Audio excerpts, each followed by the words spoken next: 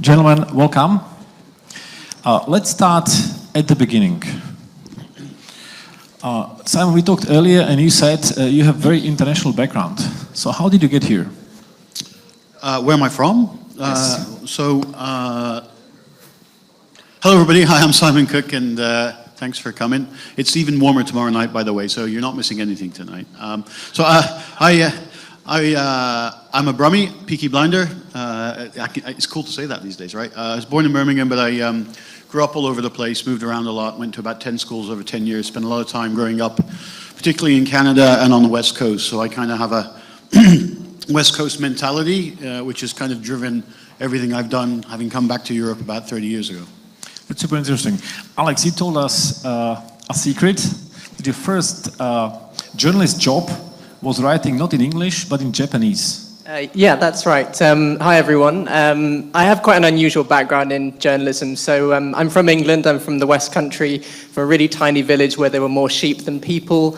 And somehow my school taught Japanese. And so I went over to Japan. I went to university there. And it's still actually one of the most defining moments in my life. It was my professor at university over there that wanted to help me get an internship. And because I was doing Japanese and business as a degree, I sort of defaulted to banking. It seemed like a good idea. And it was very much like a samurai movie. He really looked me in the eyes, and these really steely eyes, and just said, "What do you really want to be?" And I always had this dream of being a journalist. And it was in my heart, but being maybe from the countryside, I had absolutely no idea how that works at all. And after a lot of bowing, a lot of sake, a lot of beer, it is the stereotype you think it is, I actually became one of the first foreigners in Japanese history to train in a Japanese newspaper. Still to this day, my nickname in Japan is Long Legs, because I was that much taller than every single person at every single press conference. And yeah, it's how I started out, came back over here, and the rest is history. Cool. And now you came back here and you started the BBC, or what was your next job?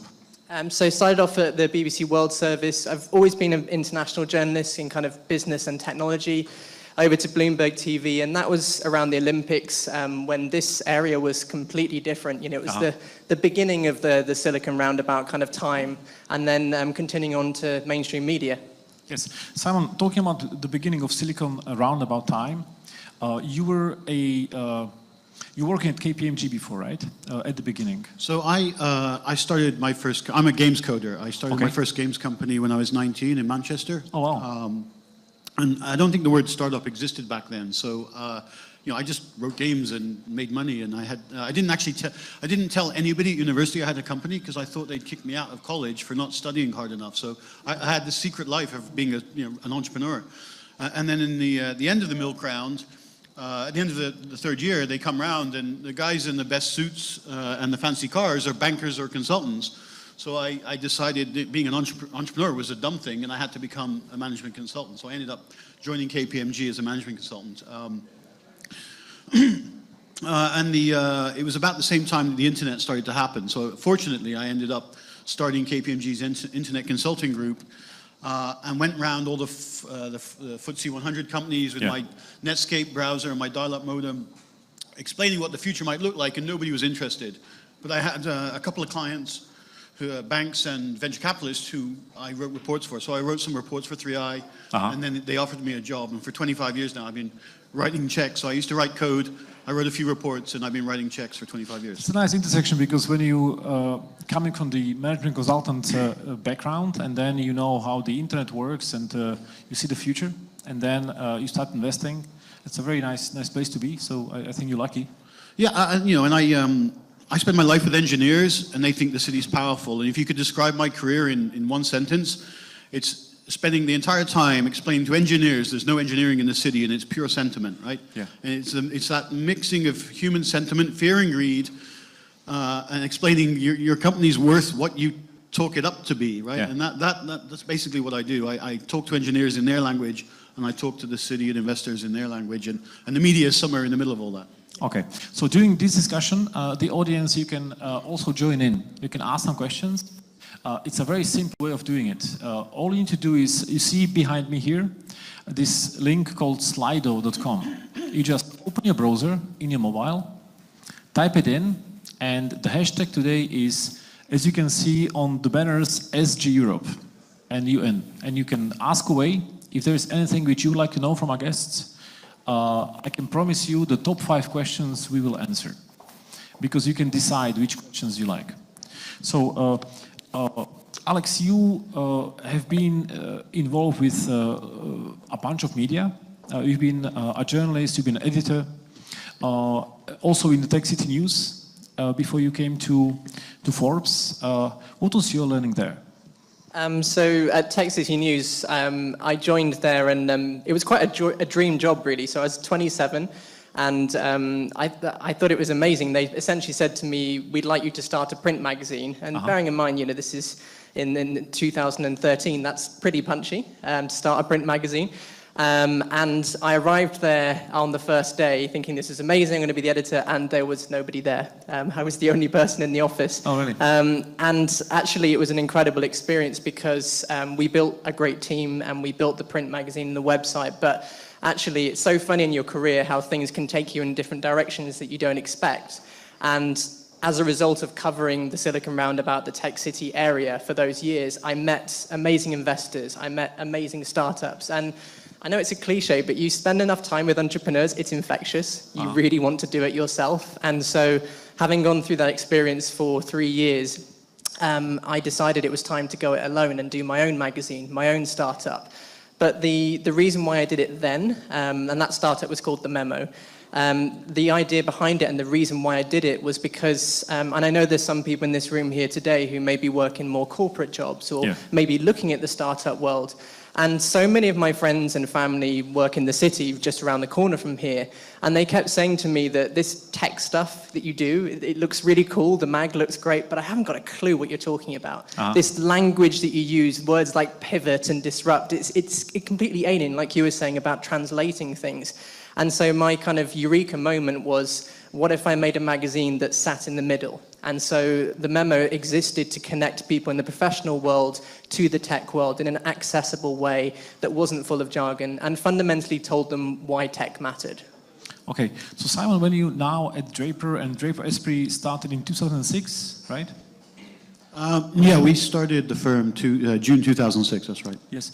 When you now on the crossroads of speaking to founders and making sure what they do it for people who understand the products. How much do you need to help them into pivoting into the right market? Because many of them still need to learn what the market is about, and not many companies are just born successful. How much do you help them in finding the way?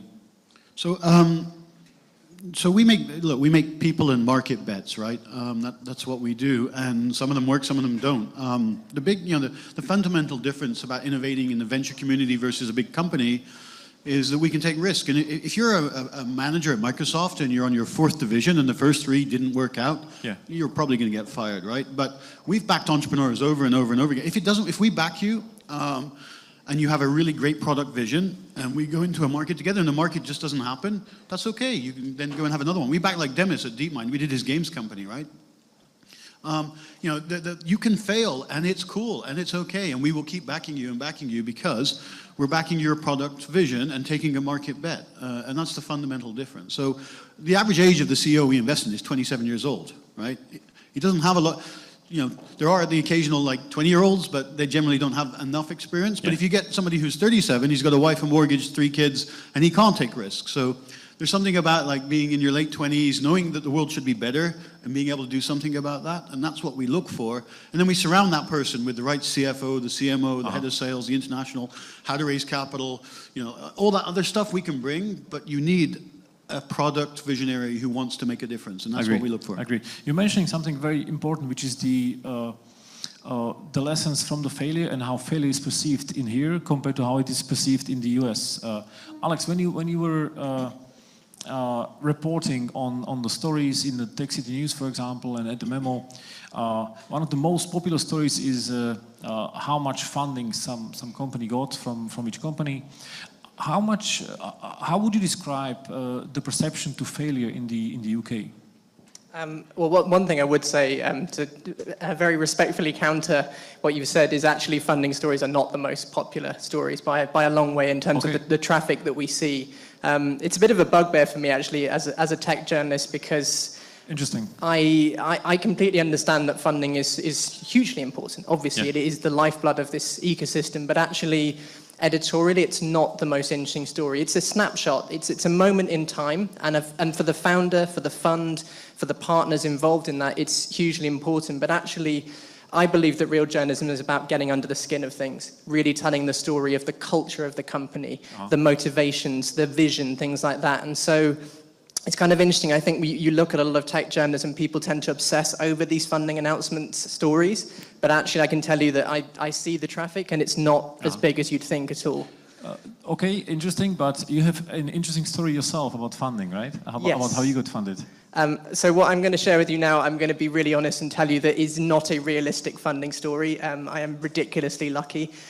So when I started the Memo, started putting together my deck, started realizing that all this time I've been writing about startups, it's actually much harder than you think, despite having written about them. And while I was piecing together the PowerPoint deck over the weekend, a guy got in touch with me, an old friend of mine that I used to interview on Bloomberg TV all the time. He was my favorite guest. And he just said, oh, Alex, I know you know about the media space. I'm switching my personal investing over to media. Can I ask you for some tips and some advice? And I was like, well, obviously, I'm going to take advantage of this moment. And while you have your checkbook open, I just emailed him back and said, actually, I'm doing my own thing now.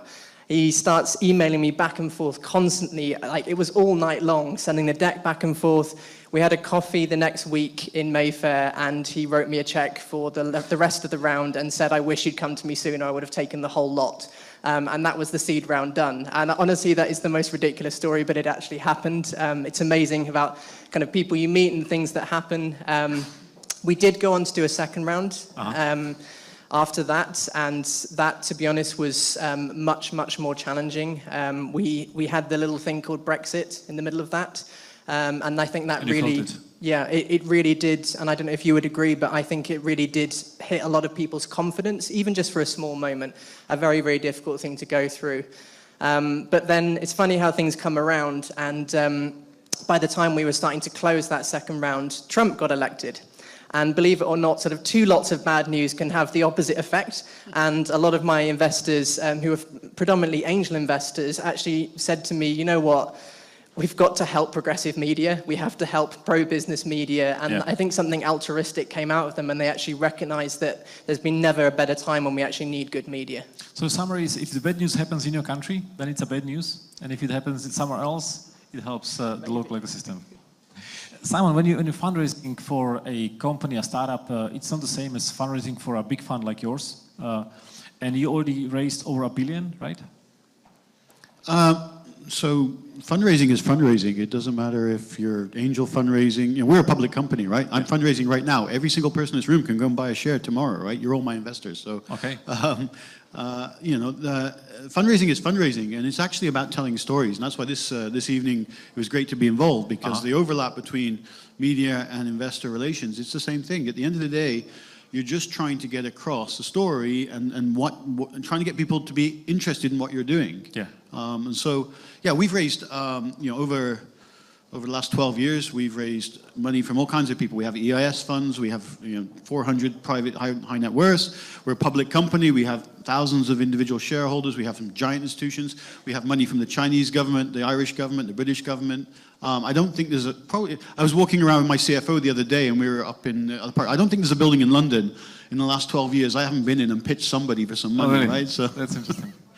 Simon, I've heard you say an interesting story about fundraising, about how you jumped into a cab with somebody. It was a long time ago. Oh, the hustle, yeah. So, look, the hustle factor, I don't know how you call it, but you have to work hard to find, if you get lucky, you grab it, right? But you have to work hard. So even for me, trying to find the opportunity to tell that story to an investor, you have to create. So one of my biggest investors is a very busy man, runs a huge fund, and I wanted to get in front of him. And the story I think you're referring to is how I got half an hour with him in a cab, And so I actually spoke to his, and this wasn't that long ago, so I spoke to his secretary. I found out what flight or what time he was going to the airport. I stood by the hotel, and when he stepped out to get his cab, I went, "Oh, you have to." I didn't have a flight, but I pretended I had a flight, and so I jumped in the cab with him, and I got half an hour with my biggest investor, to give him. And so, I mean, even today, I have to figure out ways to get in front of people to tell the story, and you can never stop hustling. It's a very smart move, yeah. How much did the landscape change after you went public with with Draper Esprit? So, like Brexit. So in terms of the story of going public, we were trying to raise a big private fund 2.5 years ago. And in Europe, when you raise private funds, the EIF and the government agencies are a big part of that, and they're incredibly.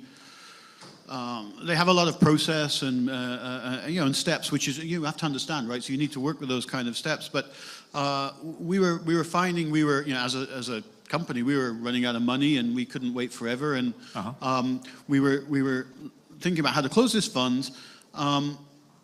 And it wasn't gonna happen anytime soon. So we had to think, what else could we? And because Stuart and I used to work at 3i, we knew the public markets. In fact, we bought 3i's business, and we've bought a lot of businesses over the time.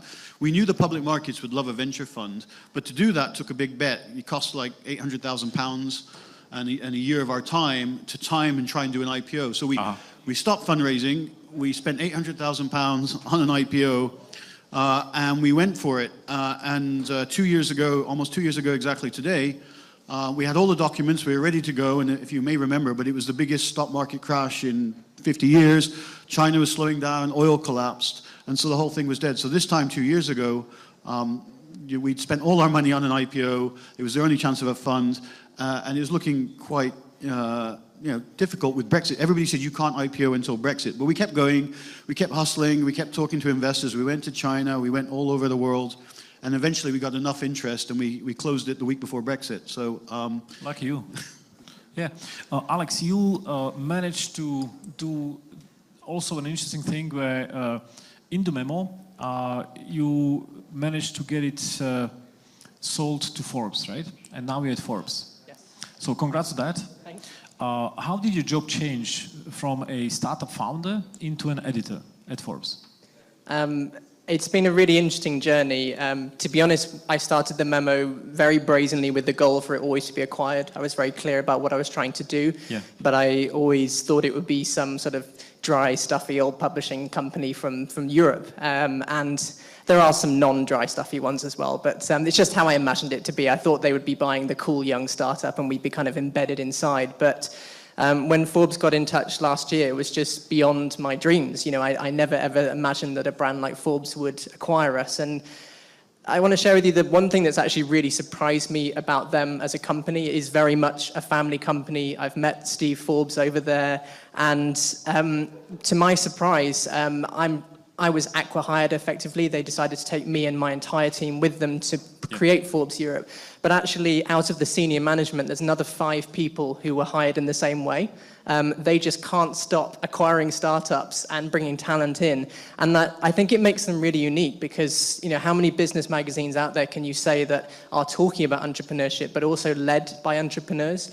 And so I obviously had a lot of anxiety or concern that going into the corporate world, going into big business again would be a culture shock. But I have to say it's been a complete surprise because I'm surrounded by like-minded people and they believe in the whole fail fast mentality and incredibly supportive as well. Now, when you describe Forbes Europe, how does it interact with other Forbes in local countries? I know there are some Forbes magazines in local countries in Europe, so how does it fit into the whole international edition? It's a really good question. It's one that I'm learning a lot about at the moment, actually. So the Forbes that we all know here in the UK is the global Forbes. So when you access the Forbes website, you are getting all of the world's content, but you're now getting a slightly more European slant on the homepage, and obviously my writers are contributing to that as well. There's the print magazine, which is global, but as you mentioned, there are other editions as well. They have 51 editions all around the world, so you'll see Forbes France, Forbes Italia as well. We collaborate sometimes on content, but they are very much run independently. Simon, when it comes to media, how do you see media as an investor, and how do you see media from the founder's perspective? So I think the point Alex made about funding stories not being exciting is the same thing. What people don't realize, and I think most of we have some great VCs, but there's others. An entrepreneur might raise money once or twice in their life, right? Mm-hmm. That's not what they're thinking about every day, right? When they do, they want to know where the best brands are, and they ask their friends they ask their network. It's almost like when your boiler breaks, right? If your boiler breaks, it doesn't happen every time, but where you look for the big brands, or you ask your neighbor, where did their boiler break? And so I've always believed that the important thing is to be able to connect and keep away from the jargon and focus on what's the story. And so, and there's no such thing as pre-money, post-money, blah, blah, blah, CAC, LTV, all these ridiculous words that my industry has invented.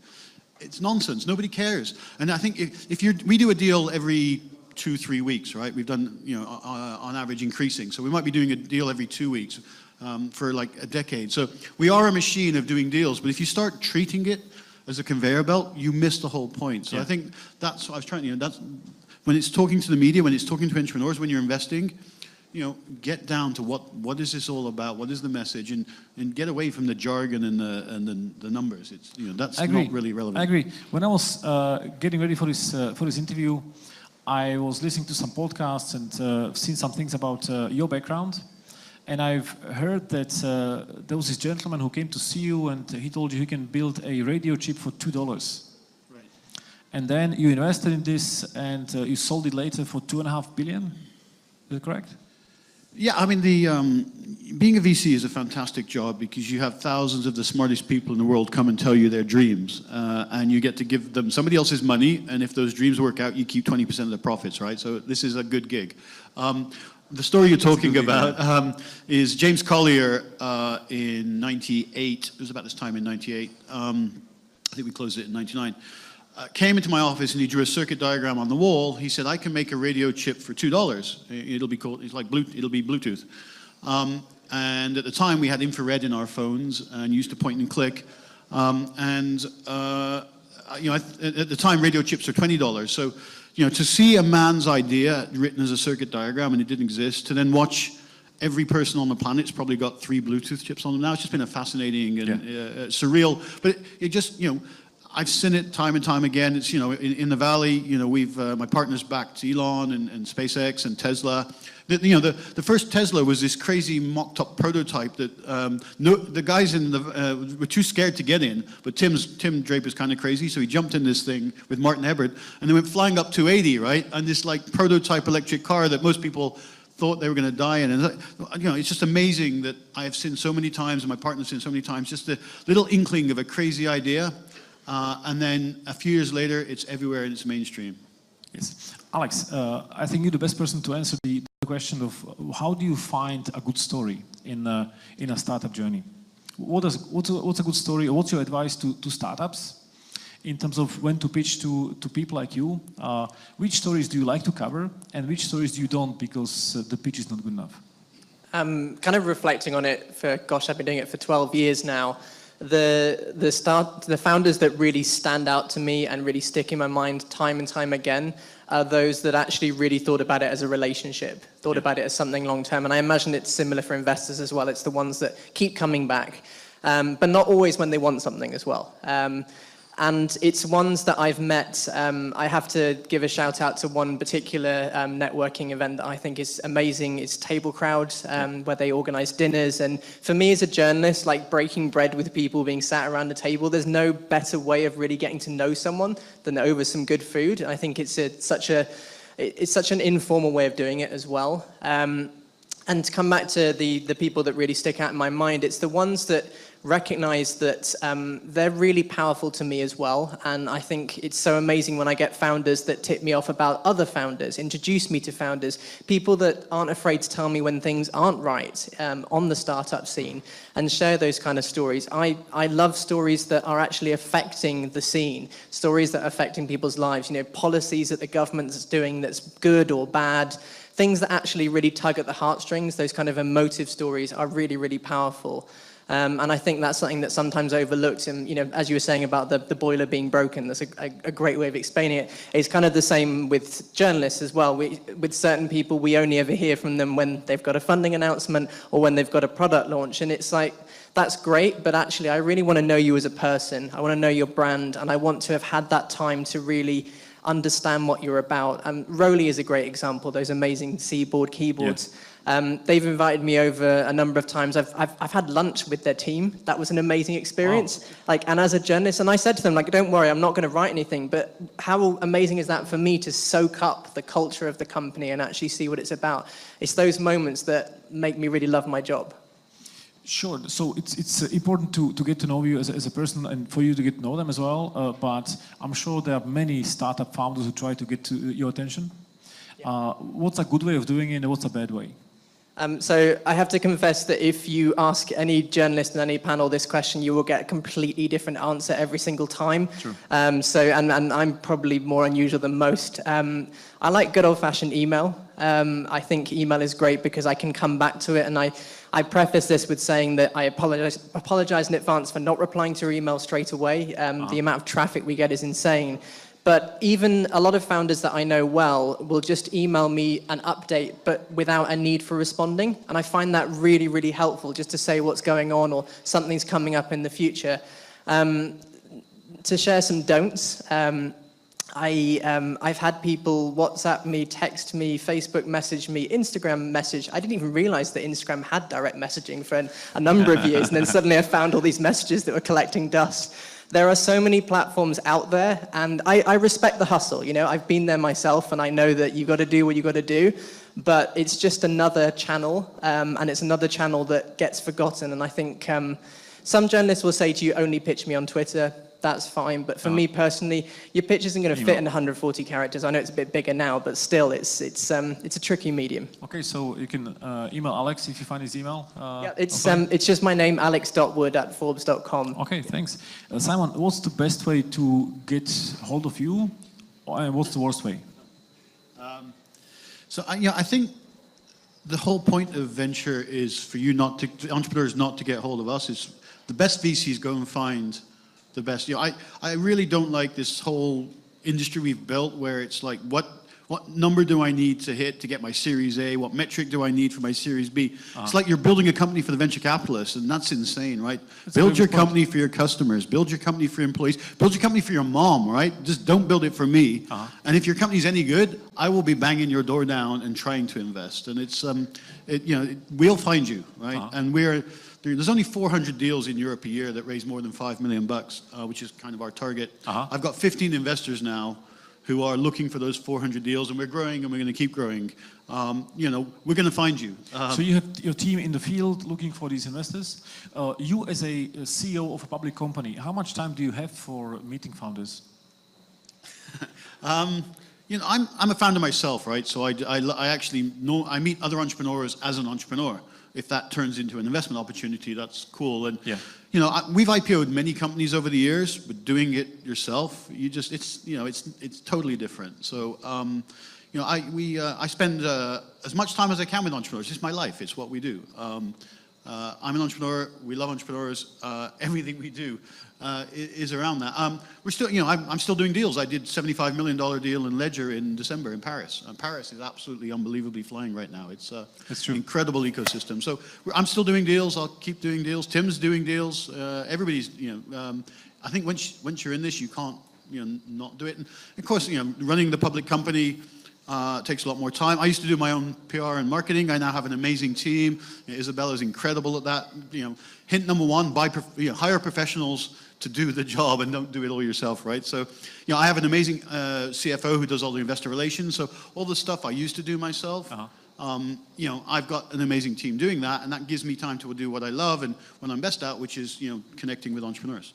Can I just add to that? Sure. Something that I've reflected on a lot in having my own startup, and I wish I'd learned this much earlier on. As you were saying, hire really good professionals to do things. I think people really overlook in startups operations people, especially when you're very small. It's very natural that you need to have the CTO, the technical expertise, maybe commercial, CEO. And my God, I was doing everything from the accounts, the finance, to HR, all these different roles. And then guess what? When you actually hire someone to do that, you realize that it's a really skilled job. And when I brought in my colleague Alexandra, it just transformed the entire business. I remember within a week, she turned around and said, "You don't have an expenses policy." And I was like, "Yeah, we don't have an expenses policy. We haven't needed that." It sounds dumb, but if you run a startup, you're not thinking about your policies. You're thinking about growth all the time. Sure. And so I really encourage people to think about bringing people in really early on. I fully agree. Now we have a question here from Slido, and the question is, what motivated your investment in crypto infrastructure? In crypto infrastructure. Yes. So, in terms of crypto, spending a lot of time with entrepreneurs, I was on a trip last year with ICE, and there's some ICE people here, I think maybe. 30-40% of the people on that trip were working in crypto and blockchain. And then you go to the Valley, it's the same. It reminds me of the internet in '95. There are so many smart people betting their career trying to figure out the next iteration of this infrastructure. It's so exciting. So I was just, for me, it's the energy that's going, that something's going to happen. And then in respect to Ledger, now Ledger is based on French secure element. The chip that's in your credit card, in your passport, in your smartphone, all of that is built on French technology from the 90s. So if you're going to find the best secure element technology in the world, it's probably going to be in Paris. And so we found it, and these guys came out of that industry. And of course, Tim, famously bought all of the bitcoins from Silk Road. He's got about 30,000 bitcoins at least. I lose track. So as a VC, my job is to spot patterns, and the pattern of so many smart people working in changing the future through blockchain. The critical infrastructure being based in incredible French technology. And as a firm being long on the whole crypto asset, all those things came together, and we wrote that check pretty quick. Yeah, it was a smart move probably. Alex, what's your take on blockchain and the next version of the internet? If I had £1 for every email I get pitching a blockchain startup, I'd be very, very wealthy. Okay. I think it's a funny one. I can definitely see the potential, and I am optimistic for it. But I also think, particularly when it comes to like the ICOs, the initial coin offerings, it seems like the Wild West. And while I don't want to seem negative about a technology, I am pro and optimistic about technology. I am so concerned by just the ludicrous levels this is reaching of celebrities endorsing things. And so I think it's a natural part of the cycle. It's the hype cycle, and I think that's maybe part of my role and in the media as well, is to properly scrutinize this and make sure these people are held to account. I agree, and one of the ways of scrutinizing things is looking at financials, and that's the next question which we have. If raising money is all about sentiment, how important are detailed, accurate financials? So, one of the best VCs in Europe is Neil Reimer, and I've grown up doing deals with Index and those guys. And what Neil always says, the investment committee, which is what could go right. You can spend forever. Everybody can figure out what can go wrong, right? The secret to being a VC is what can go right, and that usually comes down to 2 or 3 variables, right? If you can boil down a business proposition to customers and value and margin, but if you can figure it out pretty quick and you know what the top 3 things at the spreadsheet are, that's the secret. And so, and venture capital is a completely different religion to private equity. And I talk about this a lot, but we are the Buddhists of the financial industry, right? We try and work out what the 2 or 3 things at the top are, and we don't care. We kind of know the effect that happens at the bottom, but we don't look at the bottom. And the private equity industry, with no offense to anybody with any religion in the room, but they're much more Catholic, right? And they're much more about the bottom of the spreadsheet and the fine-tuning of all these little numbers. And it's totally and utterly irrelevant if you don't know the 3 numbers at the top. So the model is a way of discussing with an investor margin, ambition, profitability in the future, use of capital. It's a tool. So you need one.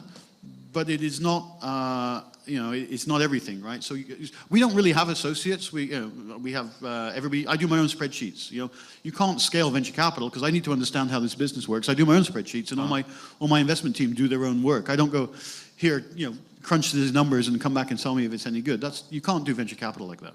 And if you were to define the ultimate venture capital company and how this company can help founders, what do you focus on at Draper? What is the biggest value added you offering the founders? What was the biggest value you're offering to the founders?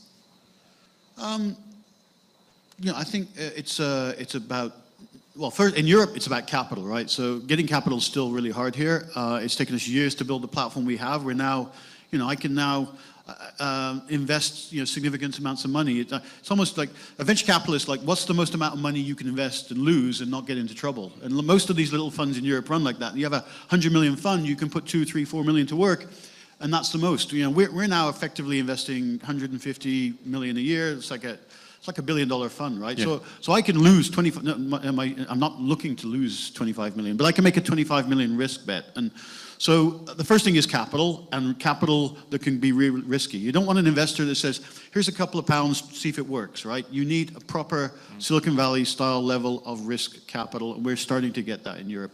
Then beyond that, it's about networks, and there's two networks of how do you go international, where do you open your offices, how do you build the business, where do you find investors, and networks of building the management team, right? We have about 50, 60 companies. Just in my portfolio, I probably added 3, 4 C-level execs to each team last year. So we're probably hiring 250 C-level execs into our portfolio a year. And they come because these are amazingly talented senior people in big companies, and they're not going to join a startup that doesn't have big name backers. But when your startup has Draper or Sequoia or Kleiner or Index behind it, you can get some of the most amazing people in the world to bet their career on that startup. So it's networks, it's talent, and it's risk. Okay. Alex, you as a journalist, do you double check your stories with VCs because they have big portfolios, they have lots of insights? How do you work in the background when deciding whether to cover a story or not? We work very closely with VCs, all of the top ones across Europe. We see it very much as a partnership because VCs are out on the ground. They're seeing the trends, spotting things before they're happening. And so for us, having a close relationship is really, really important. But it's interesting you're talking about financials and scrutiny. I have to say that generally speaking, a lot of journalists are not as comfortable with spreadsheets and figures as they should be. And that's something that I feel very passionate about. But kind of something interesting to share with people, and obviously if you're an early stage startup, this won't necessarily apply. But I have caught out a number of startups over the years that send some really quite bullish figures in press releases, things that, am I allowed to swear on here? I don't know if I need to be profane, but the kind of bullshit light starts going off in my head straight away, when they're saying we've had 500% growth in the last month. And it doesn't take that long to go on Companies House, and I know the data is not that up to date, but It gives you a rough indication. I've had people saying, we were profitable within our first year. 7 years of Companies House says they weren't, and very, very basic things like that. And so I think, it's always good to have the hustle and talk yourself up, but you have to be careful because I think you're seeing this with a lot of the tech media, maybe the fatigue or just a lot of the hype cycle. A lot more people are digging in underneath and actually saying, this startup is complete puff, and actually they're spending all their money on flights to Ibiza and clubbing and things like this, and that happens, and you can call people out a lot easier thanks to tools like Judil that make it so easy to be able to find the data. Yeah. Simon, how do you double check information about startups you are thinking about investing in? So as I said, I do my own work. You spend time with people, you get to know them. Collectively, having invested in hundreds of companies, you start to see things, and it's weird, but I can almost instantly know in 5 minutes if I'm going to invest in a company. The most important thing is I go and visit their office because we're investing in the culture. It's the culture that matters, and it's really hard to codify. But you walk into a company like Perkbox down the road, and you feel the buzz. You walk into Trustpilot, you go to Gray's, any of the companies we're involved with. They had a culture there before the money, and you feel it, right? And as I said, the money is just something you need, but the company needs culture. It needs all kinds of other things. So that's what we spend time looking at. And then we do some financial diligence. If we need to, we can get accountants, and we know specialist technology. We know lots of people who can check the tech and who can check the finances. Yeah. You must have talked to thousands of startups in your career. What are some warning signs which Alec mentioned when you speak with a founder and you just start to feel this doesn't seem right? Do you have any warning signs which you see instantly? Yeah, I can't remember who said it, but if your idea is any good, you're going to have to spend 10 years ramming down people's throats because people don't know your idea is any good, right? So if anybody that says like sign an NDA, I've got such a good idea, but I can't tell you until you sign an NDA, right? We're not going to get very far. Right. True. It is a people business, it's a relationship business. So those that can form relationships are important. And again, it's that's that overselling, that smoothness, that if the bullshit, you feel it, right? Yeah. And you don't. When we invest as well, and I'm wearing a HODL T-shirt because we're long-term investors, right? As a public company, a balance sheet, we don't have to sell for 3 to 5 years. We can hold for 20 years, right? And so I might be on the board of this company for 20 years, right? I've been through 2 marriages in that time, and that's a long time, right? So you need to know that you can work with people. So you need to understand them as human beings, right? Yeah. We actually have a question here from Fasal about a T-shirt and where Draper is focusing now. So this is the answer to that. Well, so yeah, I mean, look, the HODL basically means never sell Bitcoin, right? But so we're just applying that to startups, right? If we get a really good startup, we're never going to sell. We're going to hold the thing, right? We did a round in Tesla and SpaceX and all these companies, and because of the 5+5 limited partnership model, you kind of have to sell. But why would you ever sell shares in Google or Facebook or Amazon, right? Buy more. And so we're bringing that kind of Warren Buffett mentality into the venture industry, and we're hodling our startups. That's what the T-shirt And there's also one more question here about Draper is investing in blockchain startups and ICOs. I think it is yes. In California, we are Draper Associates and Boost. Obviously, we're doing more and more ICO work. In Europe, we're learning from some of the stuff that Tim's been doing, and we're investors in Crowdcube and Seeders. It's a spectrum. If you want to raise money, you can raise money in lots of different ways. Crowdfunding, IPO, venture capital, ICOs, they're all just a spectrum of regulation around a way of accessing capital, and we're believers in all fintech innovation. So, it is not Mexican drug lords investing in ICOs, right? I'm not aware of any Mexican drug lord that will read a technical white paper and then launder his money through that, right?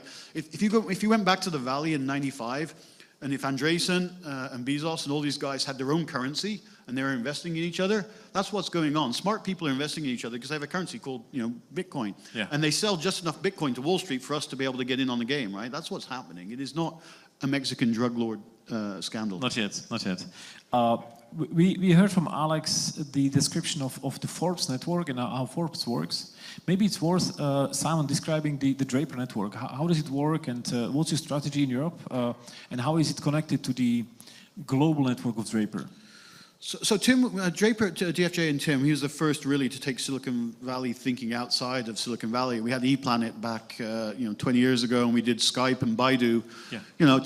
We bought 28% of Baidu for $7 million. That's an amazing investment. That's a $20 billion return on $7 million, right? That's just one, and that's because we took Silicon Valley thinking first into China, first into Skype. Yeah. And so that thinking has evolved, and we continue to evolve, and it's always a bit cutting edge, and it's always a bit not well presented. We're not corporate, we're startup, we're scrappy. We have the same network as 500 startups globally, and we have the same capital as Andreessen Horowitz, right? That sounds cool when you put it like that, but we're not very good at getting the message across, so we got to work on that. But we have 15, 16 funds around the world, from Japan through Brazil, and we work, each of us runs our own business. It's a partnership of individual firms, just like KPMG is, right? There's no such thing as KPMG Global. There's KPMG UK, it's a standalone firm. There's KPMG US standalone firm. So all the Draper firms are standalone, but we share ideas, we share best practice, we share standards, we share investors, and we share deal flow. Okay. Alex, when you look at Draper and their achievements, what is your strategy in covering these kind of companies like VCs and big VCs, especially in Europe, because they're doing a very good job in terms of having the whole pipeline from the seed funds all the way to bigger tickets? How do you, as a journalist, look for stories in companies like VCs, like Draper Esprit? I think it's very much about trends for us. Forbes is unashamedly capitalistic as well. We're always interested in championing entrepreneurs. But one of the challenges I have in this new role is actually about spreading across the whole of Europe as well. So I feel very passionate that it's not just a London operation, it's across the whole of the UK, but stretching as far out as Russia and as far down as Turkey.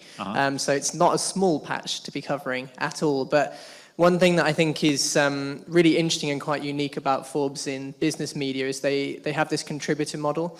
And one of my roles at the moment is actually in expanding that. So I'm looking for new writers, I'm looking for new voices. And it's kind of transforming the idea of journalism, because I think sometimes journalists can be seen as kind of up in their towers, high up, making all these decisions and fundamentally holding a lot of influence. But it's very humbling to say that actually we don't know everything. We're generalists. We write about many, many things, and there are many people out there in venture, in different startup ecosystems across Europe that know so much more than we do and have that deep level of expertise.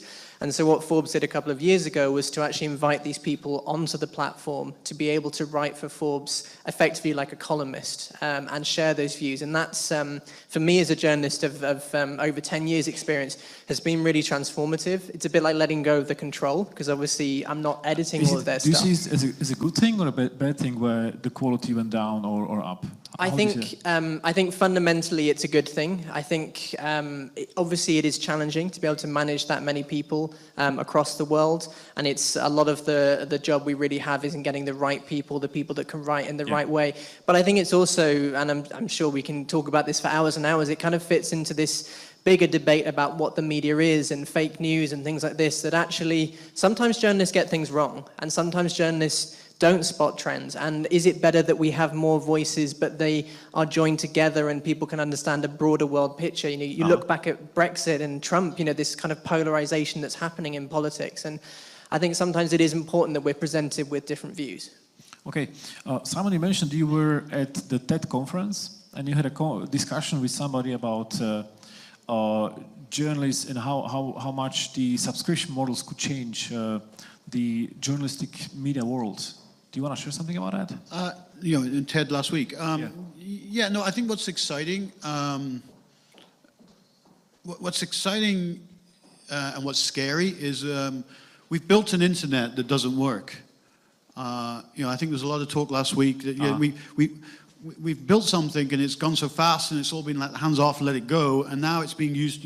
It was designed to sell things. Now it's being used to manipulate democracy, and it was never designed to be secure, and now everything's being hacked. And so I think everybody realizes that the internet's an amazing thing, but they also realize the one that we built, the first one, is there's some problems with it. So as an investor, I'm more excited now, and it's really hard to be more excited, but the next Facebook is out there and it'll be totally different. The next Google, everything now needs to be rebuilt, and it could be subscription models, not ad models, but that's so exciting because we know the power of the internet. We know we have to fix it, and I think we will. And so there's a lot more opportunity to come. And if there's an entrepreneur out there thinking, I will create a privacy-led social network, those things are going to start. People are starting to realize that, Facebook's making $200 out of them a year, and what's going on with all that stuff, right? And that's true. If you divide, I did the math years ago, it might not be still right, but if you divide every time you search on Google, it's about 2 cents they make, right? So why not give a penny back and start a search engine, right, that pays you a penny every time you use it, right? We can change everything, and everything can be rebuilt, and it needs to be. We need a new internet. Who knows where it's going to come from? I'm guessing from the startup community. Yeah. Talking about the future, there's a question here whether Draper is interested in AI. What's your stance on AI, and how much do you invest in that? AI is a huge, obviously, the short, long-term algorithms and the deep learning, the breakthroughs in the last 5-10 years in AI algorithms are, they're general and they're widely available. And AI is it's like hypertexting, or it's just another technology which is going to be everywhere. It's hugely important. Yeah. If you watch, any of you have watched the DeepMind, the DeepMind AlphaGo program. The big argument about AI is it going to be creative? Is it just automating jobs? Well, if you watch that AlphaGo program, there's a point when the Korean players, like, that computer just invented a creative move, right? So I think we are moving to creativity from machines, and it's hugely exciting. But it's a bit like the internet, we built the internet and now it doesn't work. If we build AI and don't think about the repercussions, we might end up in a very bad place. So I do think we have to take time to think about the social implications of the things we're building. And we're doing that, you know, when we're investing in AI, we are thinking about that. That's very true. That's very true. But thinking about the AI, you know, when the smartest person on Earth has an IQ of 220, and the AI one day will have 20 million IQ, it's very hard to outthink all the scenarios which can bite us back. Yeah, I used to think we don't have to worry because robots aren't going to be walking around, right? But, you know, and somebody said to me, well, you can get an Uber driver to deliver anything, right? And how do you know the order to move that parcel from A to B by that Uber driver didn't come from a superior AI overlord, right? So we could, Right. you know, we could all be working for some great intelligence without even realizing it, just delivering parcels and moving things, and you know, it could be happening now. Who knows? True. Alex, you mentioned trends earlier. What are the big trends right now which keeps you on your feet? Gosh, there's so much to cover at the moment in Europe. I think what's happening in a lot of the startup clusters outside of London, I'm personally finding fascinating. It's kind of a bit of a race to see who mops up after Brexit. Okay. But also I think it's something that I think is often overlooked is actually just how diverse the startup culture is finally starting to become. I absolutely love covering stories of people who are entering entrepreneurship later in life, covering parents that actually the couple are starting a startup while starting a family at the same time. And I think actually it's a great sign of the kind of maturity of the startup world that actually it's starting to move away from that terrible stereotype of, you know, a teenager in a hoodie, and actually it's really starting to penetrate into all parts of life, all different corners of the country and Europe. And I think that's a really interesting story to tell. Okay, there's still a question on Brexit. We covered it a little bit, but there's a question here. Is the Brexit process still affecting startup or investor confidence? Simon, what do you think? Who knows what Brexit means and where it's going to go? I think we're also fed up of talking about it. We're just getting on with stuff. I actually was in this room with Lord Young talking about Brexit like a few weeks after it happened, and it was a very emotional evening. And it was kind of really weird to try and understand. But Lord Young was sort of saying we had to get out because Brussels was going to take over and change all the UK systems. And we got out just in time. And everybody in this room were like, hey, we're doing startups. And my friends have startups in Berlin and Paris. And we were actually exporting this startup culture across Europe. And there's just the old guys didn't really see what was coming up as a grassroots level. So the emotional response was like, can't you see that we're making a better Europe already? So this idea that Europe was coming in with the overarching, this, it's very emotional. But I think we got to the point now, like, let's just get on with it. Our startups, they want to know, how do they sell stuff in China? How do they sell stuff in the US? Under World WTO rules, software and IT has had no tariff ever. It's tariff-free. So I never heard the word trade agreement in 20 years of investing until 2 years ago. And we all went, oh, what does this mean? And it means nothing. What it does mean is at the human level is that when a programmer from Barcelona wants to come and get a job in London, he has to apply for a visa. But it's not about the programmer in Barcelona. It's his wife. Does his wife want to come and live in a place where are they welcome? So it's the human level of making sure that the UK and London remains seen as an open place for people to come and build their lives. That's what we have to focus on. That's fair enough. Alex, there's a question here for you specifically. How does a PR professional gain your trust and attention above all the noise and pitches you must receive on a daily basis?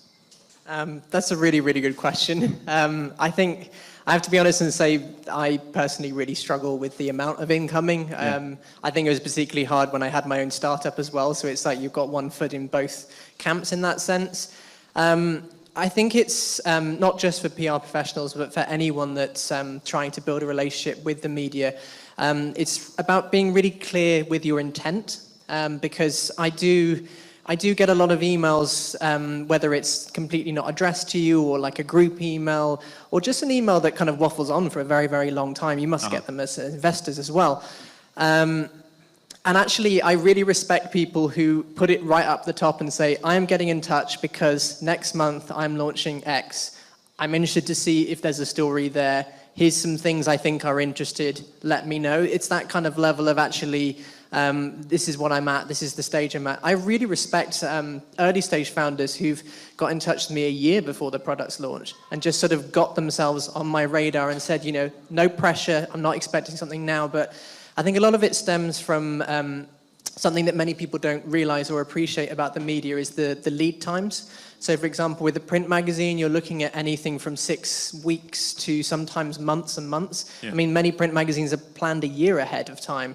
And I used to work in television, and we would, a fast turnaround could be maybe a week ahead we'd be planning. And so while, of course, for the person that's pitching and getting in touch, I totally respect, and I've been there myself, that it's such an important moment and you want that press clippings, you want that attention, but actually there's so much else going on. Trump could go and do something silly in a minute, who knows, and the whole news agenda will just completely turn. And so it's all about timing, I think, as well. I totally agree, and there's a very strong point which you're mentioning is really get to know the journalists early, and this also hopefully is the case for investors, because the best time to raise funding is when you need it, because if you don't need the money, you don't desperate. You're just confident. You can speak easily with the investor. You can build a relationship, and the same goes for the journalist, because if you get to know him, you get 2, 3, 4 months of a nice banter with the guy or with the lady who writes about you. Eventually, this is much safer than just jumping on somebody because you need your story covered next week. So the lead time is very important. Now, we've asked some questions from you, audience, as well. Thank you for those. Let me just wrap it up with one last question. And the question is to both of you, what is your biggest challenge right now? What's your biggest challenge right now, Simon, at Draper? It's probably the same as Alex, right? You're only as good as your last deal, right? The biggest challenge is staying relevant, staying young, staying on what's happening, right? I can't sit back and talk about all these great things that are happening, because my job is to take my shareholders and investors' money and put it to work in the next great thing. And there's I'm getting a little bit older now, and being able to see and get excited by change is harder, right? So we have a lot of young, amazing people in the team who are more energized. As you get older, you don't like change as much, and you don't want everything to keep changing. But that's at the essence. Our job is channeling people's money into the most exciting new things coming around the corner. So my biggest challenge is finding the next Google tomorrow, and it's never going to stop. Thank you so much. Alex, what's your biggest challenge? There's so much going on in my life at the moment, transitioning across from having your own startup to being in a bigger business. But I think the really big challenge for me, at least within my role, is just building a much bigger network across the whole of Europe. Because I just feel so passionately that actually in a time when we don't know where our relationship is going, it's really important to build all those links. And I think particularly as a former founder myself, I know what the power of media is, and I know how much it can transform one startup. In Poland, for example, getting onto Forbes could be what makes them get that venture deal, what takes them to new customers. And so I think the challenge for me is just making sure that I can build that network, but also that I can reach people no matter how big or small they are, and give them the kind of attention, because that's fundamentally why I do journalism. I absolutely love that you can make a positive impact to people, and it's what makes me happy. And this is what I love about people which we have on stage, because we can see you both love what you're doing. So I wish you good luck. And on this note, please join me in thanking Simon Cook from Draper Esprit and Alex Wood from Forbes Europe.